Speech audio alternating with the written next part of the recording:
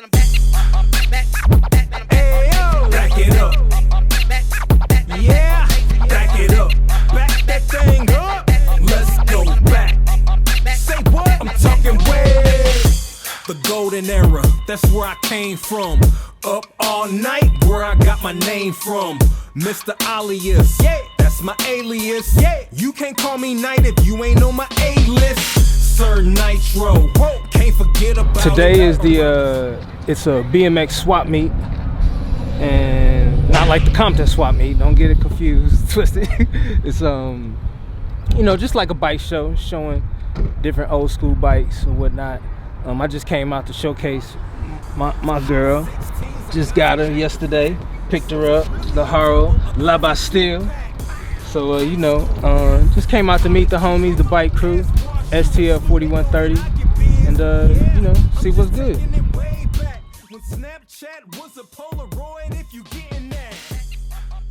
Government name's Chris Germain, but everybody calls me Peeps. Peeps, baby. Peeps, not Pete. Peeps. Today we're at the BMX swap meet and show, checking out some sweet old school bikes, and I got the 4130 crew here doing a little Flatland demo for anybody that's interested. All of us are pretty much a bunch of old coots getting back into it, living the dream, you know, so if you're on a bike, you're cool with us.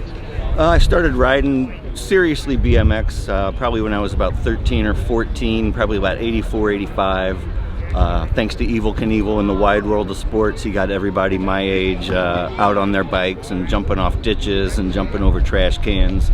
But as far as like the Flatland freestyle and things like that go, I went to the 1986 Haro BMX show, and that was it for me. No ball sports, no hockey sticks, nothing. It was all bike riding from then, and the camaraderie that just grew from it.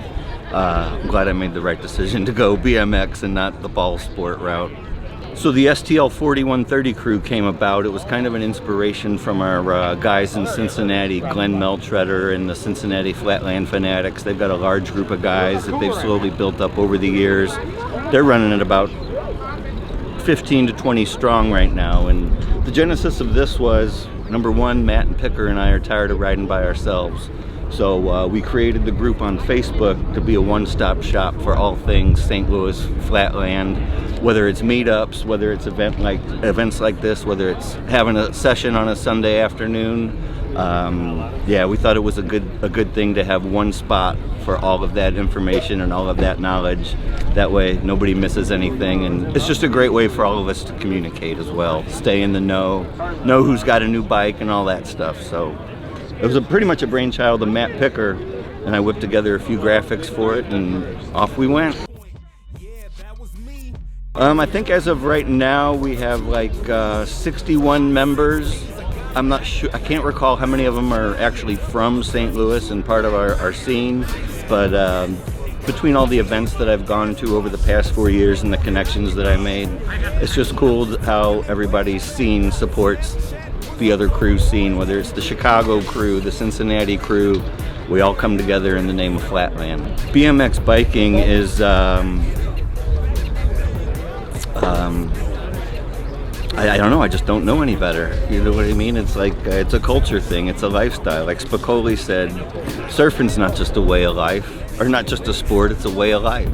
It's a way of grabbing that bike and saying, hey bud, let's party. So it basically keeps us young, talking with like-minded people, meeting with like-minded people, the camaraderie, and just the thrill of pulling something that you've been working on all summer and you finally nail it. That's really what it's all about, is, you know, the glory of working on something and finally seeing it come to fruition. So I think that's pretty much the main thing that it is for me, is seeing the fruits of your labors, basically putting in all the time, doing the work, and then finally seeing something come out of it and achieve your goal. That's what it is for me. Somebody that's trying to get into it, I would recommend getting a good bike, number one, and surrounding yourself with a good crew of people and guys that have kind of been there a little bit, and yeah, just watch videos on YouTube, watch how-tos, watch what people have done in the past, and know the history of the sport. Don't just try to jump in and think freestyle or flatland was invented when you got a bike, because that's not the case. We've been doing this for 35, 40 years, and we take it very seriously, but we're trying to keep the dream alive also for the next generation, because we're going to stop riding at some point, and we want to make sure our sport's in a good spot. This guy over here came as a breath of fresh air. Met him at our event couple weeks ago, 3 weeks ago, Agro Jam. And came to do a video shoot and ended up having a passion for BMX rekindled. And like I said, that's really what it's all about. We've got like 5 or 6 guys that have told me personally that they're getting back into riding after 30 years. They can't wait to get a bike. And like I said, that's really the whole purpose of the event, the whole purpose of the jam. And to have somebody on fire like this motivates the rest of us who have been doing it. It's just contagious. So the energy, the vibe, like I said, it's just contagious and a good thing. And yeah, we just want to keep growing the sport, keep it in good hands, and weed out all the dicks. No doubt. My man, shout out to my man Ray Myers. That's my Delco official, Media. Delco Media. You know what I'm saying? That was my official guru. He became a fan of my music, you know, before I even knew any of this was living inside me. He was a fan of my music, and I just see him doing, you know, Jack and Ray BMX, showing little video clips. Then he changed over to Delco Media. I used to watch him just doing BMX, being inspired. And when he told me he was coming to St. Louis from the West Coast, it was a wrap. It was a wrap. I was reborn.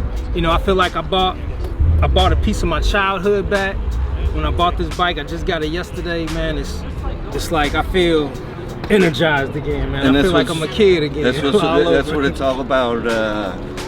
You got this yesterday, haven't been on a bike in 30 years, and you're on fire for it, and that's really what it's all about, man. I'm trying, man. That's what it's all about. He told me in a text I was gonna have 3 tricks by the end of the summer, so he was hoping to have 3 tricks by next jam, next March, and I was like, you'll have 3 by the end of the summer. Keep riding with us.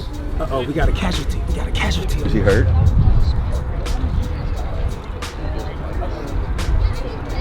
Can't have one without the other. Hey, that's why, you know what I'm saying? I went in person. He said, you might want to pick up some shin guards. I say, man, I'm way ahead of you. Shin guards, knee pads. I got 9 stitches last year with my shin pads in the car. So I will never not wear shin pads. Nah, man, never too cool for school. And the only reason I ain't got my helmet on yet, I think he hurt for real. He was nursing his ankle.